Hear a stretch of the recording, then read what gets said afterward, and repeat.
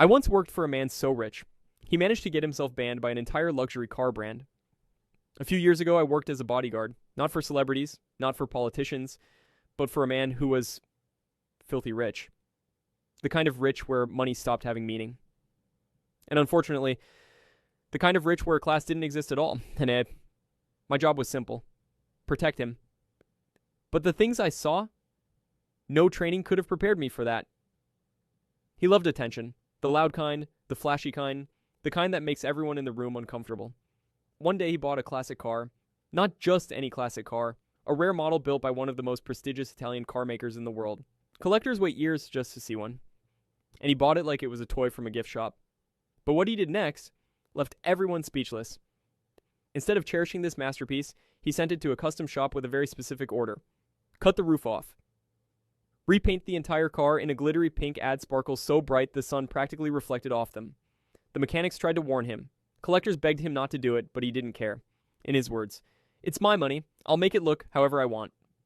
When the work was done, the car didn't even look real. It looked like something from a child's cartoon. But he wasn't finished. He had the car lifted by crane and transported onto the roof of one of his buildings in the center of a major European city. Imagine walking downtown, looking up, and seeing a bright pink, glitter-covered Italian classic car shining from the top of a skyscraper like a giant prank. People took photos, videos, shared them online. It became a viral joke, a meme. And the Italian car maker, they were absolutely horrified. Weeks later, executives from the brand contacted him directly, not to congratulate him, not to thank him. They wanted to buy the car back, immediately. The rumor among insiders was simple. They didn't want that abomination anywhere near the public eye. It damaged their brand. It mocked their heritage. It embarrassed them on a global scale. And of course, he sold it for a profit, but the brand wasn't done with him. A month after the buyback, he received an official notice. He was being permanently banned from purchasing any brand new vehicle from that Italian manufacturer, globally, for life. Not pre-owned, not vintage.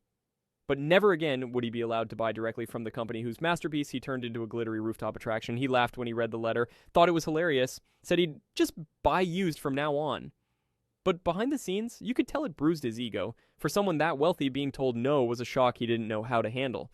Working for him taught me something important. Money can buy almost anything. Attention, power, even rare cars. But what it can't buy is respect, especially from people who devote their lives to craftsmanship and legacy. And sometimes, the world eventually pushes back. What would you have done if you saw someone destroy a priceless car just to show off?